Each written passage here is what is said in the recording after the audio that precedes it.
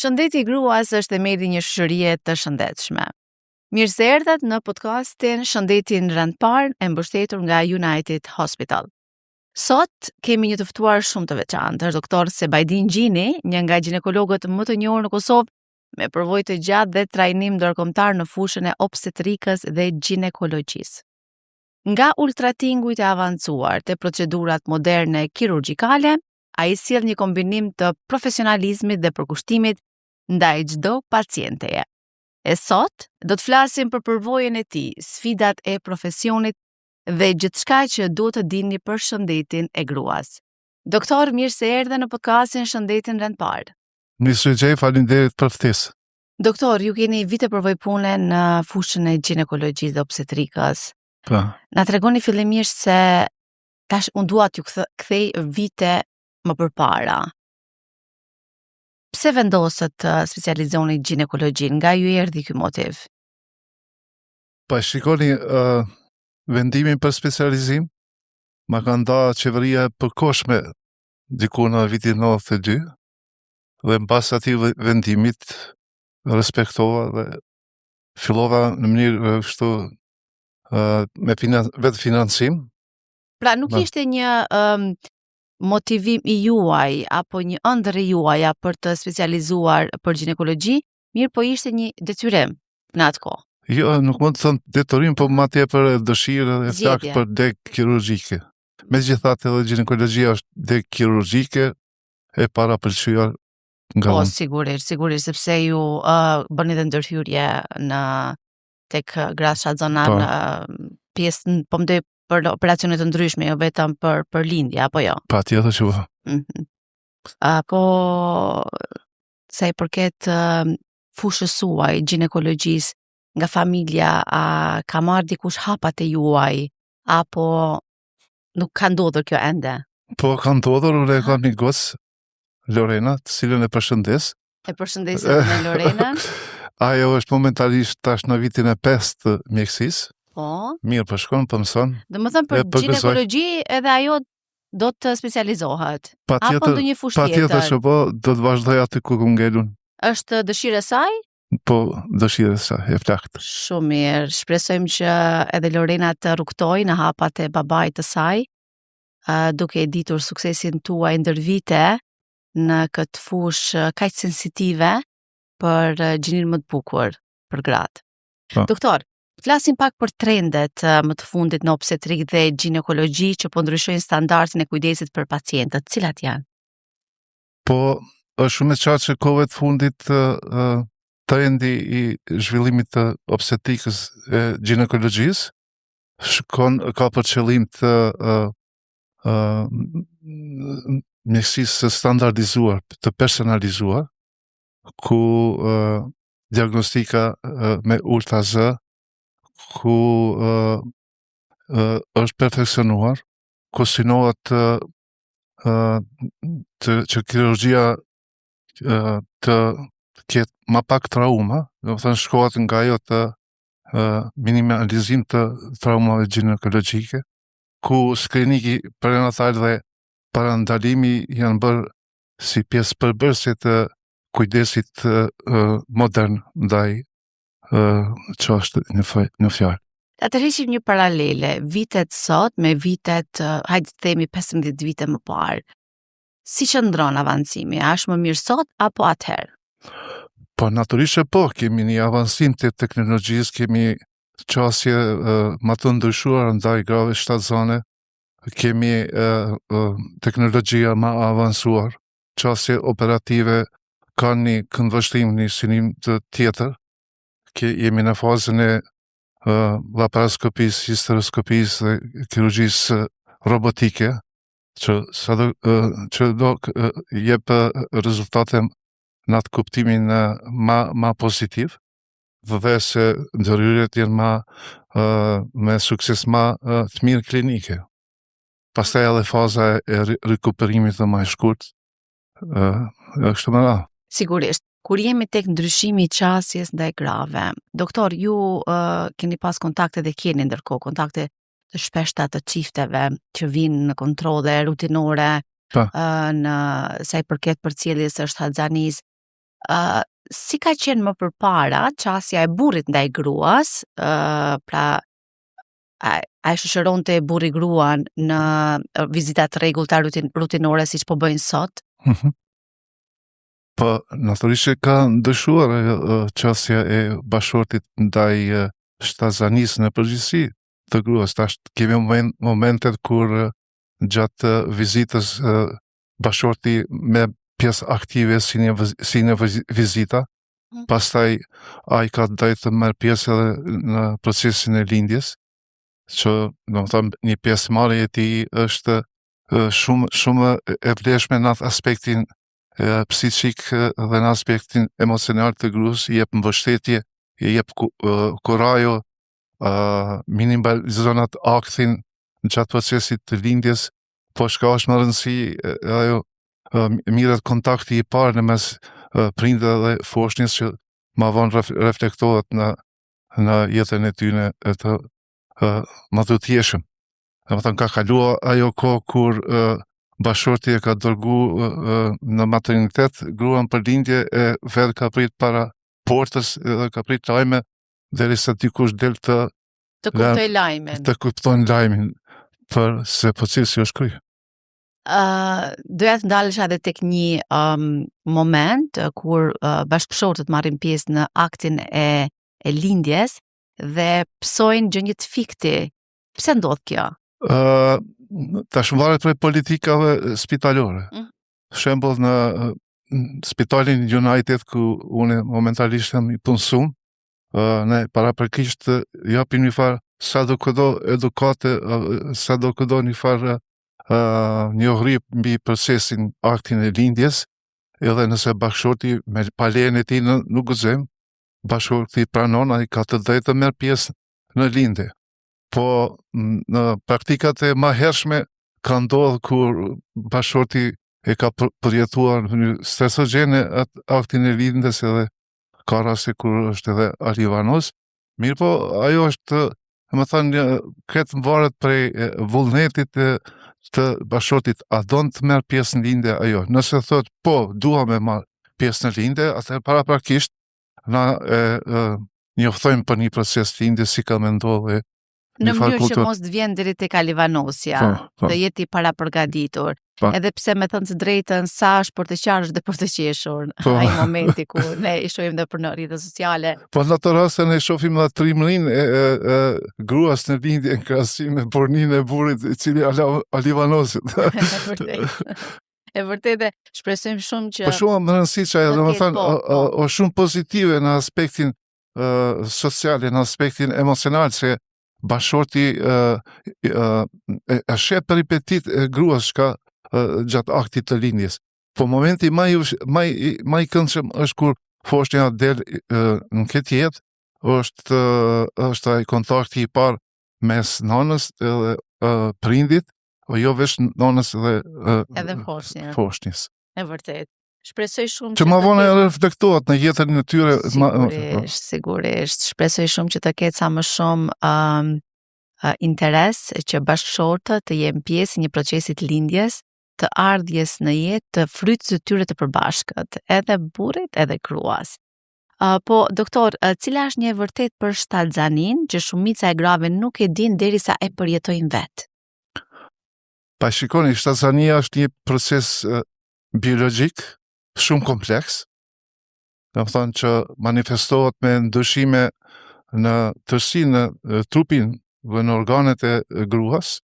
Në radhën parë ka gruaja pëson ndryshime hormonale, pëson ndryshime psikofizike, pëson ndryshime metabolike, pëson ndryshime tjera në përgjithësi, dhe çdo shtatzani duhet të trajtohet në mënyrë unike, domethënë nuk kemi në shtatzani standarde në bazë të disa pikave që kjo shtatzani do të shkon rrjedhimisht në këtë mënyrë apo jo. Domethënë, a kemi vajza të reja që para se të hyjnë, domethënë procesit të fekundimit të vezëve të tyre, domethënë marrëdhënia me partnerin, të marrin njohuri nga një ginekolog para shtatzanisë? Pa i çdo kombot është e përgatita psikofizike e gruas shtatzane, fatkeqësisht e na institucionet të tilla nuk ekzistojnë. Normal që këta jemi në atë si me thonë fazën e privatizimit ku qasja ndaj pacientit është ma e ndryshme, kemi kohë ma gjatë se bashorti së bashku me gruar në pjesë aktive gjatë vizitave ginekologjike. Edhe shumë mirë bëjnë që janë bashkë shumë edhe mirë. seancat zgjasin më shumë. Po, edhe sa dhe kudo ne kemi obligim në farë mënyre me eduku kushtimisht bashortin për rrjedhjen e shtatzanisë, për trajtimet, për analizat që duhet ndërmarr, si kur vjen fundi i faza, domethënë kur gruaja vendoset në maternitet, edhe aty japim këshilla si në sjellje, si në proces të lindjes edhe në këtë formë dhe besoj që përfundojnë këtë rregull. Pra një farë mënyre gratë kanë informacion të duhur para se të përjetojnë një moment shumë të bukur 9 mujor të shtatzanisë. Patjetër që po, do thonë është para se të ngel gruaja shtatzane, është e periudha para përgatitje ku gruaja duhet të nështrohet analizave rutinore, pastaj vjen faza, do të thonë kjo faza prenatale, vjen faza perinatale dhe faza postpartale, edhe sa do kudo gruaja është e njoftuar, ka informata, ka një informacion të përgjithshëm për si të rrjedh këtë procedurë që nga fillimi deri në përfundim të lindjes. Doktor, si ndikon diagnostikimi i hershëm me ultratinguj në menaxhimin e anomalive fetale? Po, në këtë kohë, do të thonë ultratingi në kohën i avancuar, na mëson identifikimin dhe diagnostifikimin e hershëm, na jep mundësinë e këtyre identifikimin anomalive kongenitale, mirë po mundësia tjetër na jep një planifikim të kujdesit ndaj nënës dhe foshnjës. Në praktikën tuaj, kur vendosni të përdorni laparaskopin në vend të atyre, domethënë të kirurgjisë tradicionale që Laparaskopia është një metodë më avancuar në ndërhyrjet tyre kirurgjikale, duke minimizuar këto kirurgjinë e përgjithshme në interes të fazës së rikuperimit të shtatzanës, në interes të arritjes së një përmirësimi më të shpejtë në aspektin klinik të gruas, sino atëherë kur domethënë ne duam që gjitha këto gjëra që i cekëm të avansohet ose të vendoset që një lloj operacioni të kryhet me laparaskop. Domethënë, përparësia e laparaskopit është në minimizim të traumës kirurgjike edhe shkutimit të fazës kësaj rikuperimit, si dhe për me arrit një rezultat klinik sa më të mirë, sa më të vëlidshëm për pacientin. Cilat janë avantazhet klinike të histeroskopisë dhe diagnostikimin dhe trajtimin e patologjive infrauterine? Po, me anë të histeroskopisë na futemi direkt në kavitetin e mitrës dhe kemi një vizion më qartë, një vizualizim më qartë, kemi një mundësi për intervenimin sa më precis, nga se na mundësohet direkt të vim të kjo patologjia e pritër dhe na mundëson një zgjidhje aty për aty, për dallim nga këto operacionet me të hapur. Flasim pak për pap testin. Sa i rëndësishëm është skriningu me pap test dhe kolposkopi në parandalimin e kancerit të qafës së mitrës? Pap testi edhe kolposkopia këtu kisha shtu edhe këtë HPL virusin, identifikimi ose screeningu të HPL virusit, është një ndër shtyllat kryesore për diagnostifikim të hershëm të karcinomës së qafës së mitës. Në këtë mënyrë ne na mundson të redukojmë shkallën e morbiditetit të grave dhe një zbulimi i hershëm i kancerit, domethënë shtylla e kryesore që gruaja e shpëton jetën. Dhe kjo tash i ka fazat e vet, preferohet qysh nga mosha 21 vjeçare dhe 25, domethënë atëherë propozohet të bëhet laparoskopia nëse gruaja ma herët nuk ka pas aktivitet seksual, atëherë edhe ma herët. Domethënë ajo mosha fillestare është 21 dhe 25 vjeç. Po doktor, kanceri në qafën e mitrës, a jep simptoma paraprakisht apo duhet patjetër me kontrolle rutinë që ne mund ta identifikojmë një sëmundje të tillë? Kanceri i qafës mitës në ato fazat fillestare nuk mund të identifikohet, nuk jep simptome evidente të qarta, po pap testi duhet të praktikohet si metodë rutinore edhe kohore. Me kohët gruaja për shembull ka ato kalendaret kur duhet të mirët kjo pap testi, që ka ma herët është mosha 20-25, është mosha tjetër për 26 dhe 25, madje vjen mosha 45-65 e kështu me radhë, po në vendet perindimore është shumë i rëndësishëm një pap test për një grua. Patjetër që po, pap testi të paktën një herë në vit apo më radhë. Po varësisht për pap testit të parë. Okay. Nëse ka dyshime kështu të qelizave prekanceroze, si thënë ashtu, atëherë pap testi preferohet çdo 6 muaj edhe varet prej preferencave të vet patologut nga ajo çka ka vret nga ai pap test. Cilat janë sfidat më të shpeshta në menaxhimin e një shtatzanie me rrezik të lartë? Nëse kemi ndonjë shembull konkret, mund ta diskutojmë në këtë podcast. Po shtatzania me rrezik të lartë kërkon një angazhim multidisiplinar. Domethënë aty duhet një bashkëpunim edhe me profile specialistike të ndryshme. Këto sfidat kryesore ne i kemi të diabeti, hipertensioni, tirotoksikoza dhe të lindjet e parakohshme. Domethënë pa një bashkëpunim ekipor na nuk mund të arrijmë këto rezultate të këndshme për caktim definitiv të këtyre patologjive sfiduese. Në gjithë rrugtimin tuaj, a keni pasur një sfidë të tillë? Në praktikën tuaj, a keni pasur ndonjë shtatzani të ndonjë gruaje që ka pasur rrezikshmëri të lartë të dështimit, mirë po ja keni arritur që dilni me sukses? Po.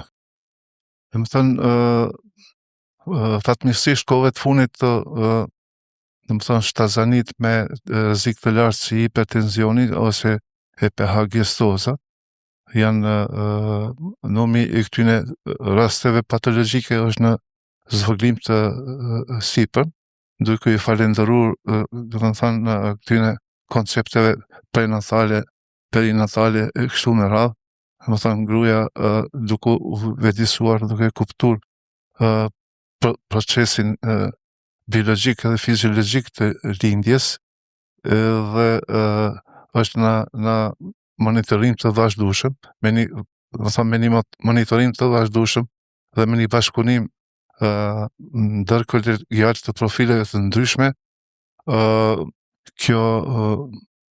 këto shtatzani me rrezik të lartë mund të lehtë të menaxhohen. A tregoni një shembull konkret nëse e keni? Për shembull konkret, domethënë në shtatzanin me rrezik të lartë grupohet edhe këto shtatzanit në moshat e shtyera.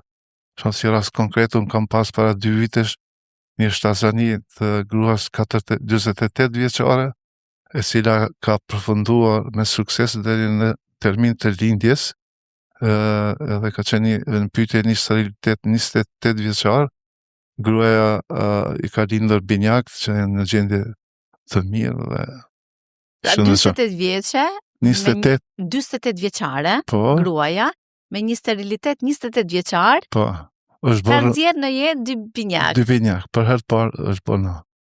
Sa e vështirë ishte për ju si ginekolog që t'ja dilni të dy Po, bashkë? ajo shtazani që nga fillimi është përcjell tek une, normal që për mua A kishte frikë nga ana e gruas gjatë procesit të shtazanis dhe si e motivonit ju si doktor? Kishte frikë ajo, kisha frikë edhe unë, me menaxhu deri në fund as shtazani, se shtazania në moshat e shtyera e klasifikuar si shtazani me rrezik të shtuar, ishte sfiduese për unë, domethënë u duke komplet një qasje, një tretman sa ma kështu profesional, u duke të mireshme analizat rutinore, vizita të shpeshta, përcjellje të parametrave vitale, si nana si aty në binjake intrauterin, mirë po fati deshti që ajo nanë të gëzohet mas 28 vitesh. Edhe ne ju urojmë shëndet dy binjakëve, si dhe edhe nënës, me që nuk është shumë periudhë e gjatë që kanë ardhur në jetë, sot i bie që fëmijët janë 2 vjeç. Po. Shëndet plot për dy binjakët që na dëgjojnë, që nëna e tyre na dëgjon në këtë momente, por po ashtu edhe shëndet plot dhe nënës, që ka sjellë në jetë në bashkëpunim me një ginekolog shumë suksesshëm, 2 fëmijë të cilët sot e gëzojnë shëndetin e plot. Doktor, kur jemi tek procesi i operacioneve, i lindjeve, përvojës tuaj shumë vjeçare në këtë fushë të rëndësishme, sa operacione numëroni? Me shifra konkrete, saktë nuk mund të them, po parafërsisht diku një 10.000 operacione të kryer. Parafërsisht 10.000. Po, duke filluar si specializant prej vitit 93 dhe me vitin deri sot. Do më thanë parafërsisht 10.000 operacione. Po. Ne po e bëjmë një pyetje pak psikologjike. Marrëdhënia mes njeriu dhe gjakut. Momentin e hapjes së një organi. Pjesa e parë, domethënë që ju shihni, është gjaku. Po. Si e keni përgatitur veten për këtë akt? Po, për ne sasia e rrjedhjes së gjakut dhe diku nuk është aq stresogen, se duke marrë parasysh se gruaja gjatë aktit të lindjes deri 300-500 deri 700 mililitra të derdhjes së saj është normale. Edhe kjo neve na detyron që ndërhyrja të kryhet sa më shpejt, të fusha të operative të mbyllet sa më shpejt, që në mënyrë kështu sa më racional të kursejnë derdhjen e asaj sasie të gjakut. Në kohën sa keni qenë ginekolog i ri, si keni arritur ta menaxhoni apo si keni pasur këtë problem kur keni pasur kontaktin e parë me operacione? A e keni arritur që ta menaxhoni veten si psikolog në radh parë? Pa, kanë qenë plotësisht i përgatitëm si që ki, se une do të futna në një degë kirurgjike ku, dhe më thënë, ajo marrëdhënia gjak ka me qenë sfiduese, po nuk kam pas nuk keni pasur problem. Ja. Une mund të seki një rast, dhe më thënë, kur para 15 vitesh parafërsisht, kur një gruaja e prorit Gjerman, kuorit Gjerman, në thrasin urgjent për një ndërhyrje të shpejtë kirurgjikale, në vërtet një lindje me rrezik të shtuar. Gruaja kishte gjakderdhje në sasi të shtuar, ishte në pyetje një diagnozë që kërkonte ndërhyrje të shpejtë. Ajo ishte austriake. Austria, Vjena konkretisht, na dërgon kështu referime se gruaja nuk guxon të lëviz nga vendi, po ashtu klinika thot nuk është për transport, edhe pse ata kam pas mundësinë të organizojnë me helikoptere këtë, po në mënyrë urgjente atëherë caktohem unë me ekipin tim së bashku me neonatologun të shkojmë në atë kampusin e gjermanëve, ku dash të intervenojmë. Mirë po para intervenimit është shumë e rëndësishme të cekit se ne kemi qenë live me Vienën, Pra me ekipin mjekësor të Vienës, po ku ekipi anestezionit ka marrë instruksione për sigurim të dozave, gjakut, edhe për çudi aty ishin të renditura diku 24 doza gjak. Dua ta ceki për ndërlidhje me këtë si asistent i tret ka qenë një kirurg, përndryshe ishte shefi kirurgjisë në kampusin gjerman, edhe ishte në pyetje një abrupcion i placentës, ku faktori kohë ishte shumë e rëndësi për me shpëtuar rend par nonën, po edhe pse ajo shtazania ishte në javën e 36, ne e krytëm operacionin me sukses, mirë po pa në shping të kirurgu që ka qenë asistenti i tret, vetëm ka pas roli i tij ka qenë ekspektativ, edhe s'kemi prit ndaj ndihmë kështu nga ana e tij, kryet këtë me sukses, edhe në fund ai na thirr për një drek atje, një pyetje që unë e parashtrova atij ishte çfarë ndihmë pritëm prej teje. Do të thonë, për një kirurg ndoshta pak është ajo, po flasim për sasinë e gjakut të derdhur.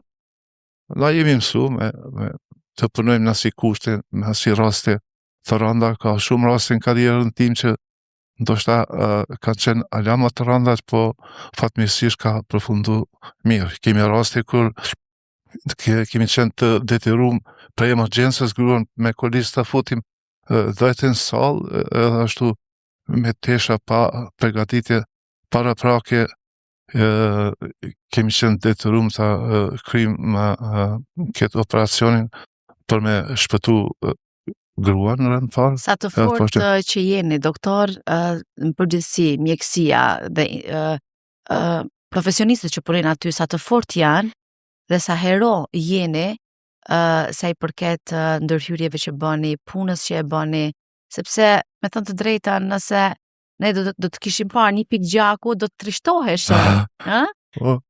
Ndoshta edhe nuk është punë e jona, po edhe jemi më të ndihshëm si njerëz. Por me të vërtet puna... Po e me ushtrimin e profesionit, doktori, sidomos kirurgu, i përshtatet ati asaj ndodhie, dhe më thënë, për të nuk është në problem kështu. Përderisa për ne gazetar nuk është problem një shkrim, për ju nuk është problem një gjë kaq e rëndësishme, siç është jeta e njeriut, ndërhyrja aty të shpëtoni jetën, dhe më thënë është pjesë e rutinës tuaj, është pjesë e jetës tuaj dhe falë Zotit shoqëruar që ju kemi. Faleminderit.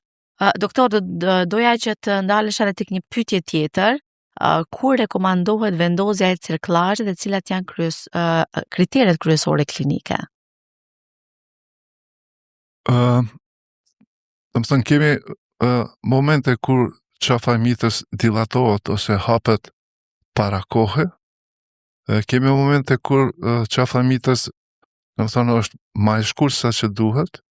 Atëherë kemi momente kur gruaja në historinë, anamnezën e saj ka patur lindje të parakoshme. Në ato raste bëhet cerklazha ose kushtimisht qepja e qafës së mitës për me parandaluar një lindje të parakoshme të mundshme. Dhe më thë vetëm këto raste. Po, këto raste. Cilat janë indikacionet kryesore për histerektomi, dhe si vendoset metoda më e përshtatshme kirurgjikale? Shikoni tash, histerektomia pak është ndërhyrje operative në ginekologji pak më e ndalikume, dhe rastet kur indukohen janë të caktuar, si tumoret e ndryshme të mitës, qafës së mitës operabile, në varet për stadit e përmenëm ato të karcinomat, nëse në shkallën operabile edhe aty preferohet histerektomia, janë rastet e gjakderet refraktare ose gjakderet profuze, pastaj janë edhe patologjit tjera të natyrës kur gjakdera pa kur një farë arsye vazhdon vazhdimisht të rjedhë, atë në interes të nonës është të bëhet histerektomia. Normal kur më thënë ajo teknika operative është individuale edhe varësisht prej metodës që përzgjedh kirurgu.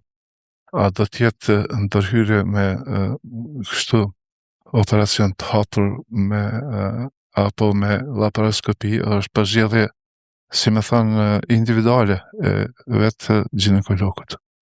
Cili është një nga momentet e juaja, doktor, që ka bërë ndryshimin tuaj si mjek dhe njeri gjatë karrierës tuaj? Flasim për ndonjë tjetër moment emocional, pos këtyre dy rasteve që ju sapo i thatë, a do të ndodhni që të danit edhe një rast tjetër apo një moment tjetër emocional që ka bërë dallimin tuaj si mjek dhe si njeri? Pa e normal që po. Dhe më thënë, rastet e këtyne sterilitetit femnor, deri diku mu më kanë mishnuar me problematikën ose vojtjet e vetë grave që një kohë gjatë s'kanë pasë fëmijë.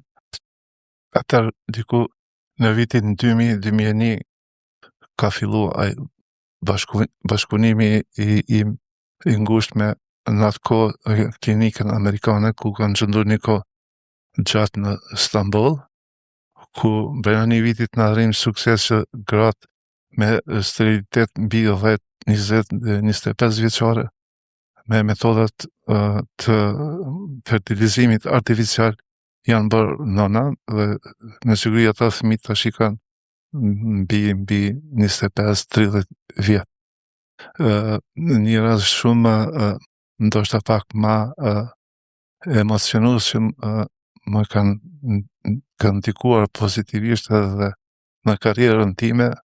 Unë vetë 11 vjetë nuk kam pas fëmijë dhe mas 11 vite jam ba prind, edhe kjo ma tepër e ka rritur të marrëdhënien humane me pacientët edhe besimin edhe çka di unë. Më thënë, çdo rast në vete në aspektit human dhe në aspektin emocional pak më ndryshe i kam trajtu rastet. Dhe pas 11 vitesh erdhi Lorena. Lorena, po. Sa me fat është Lorena që ju ka prind? Faleminderit.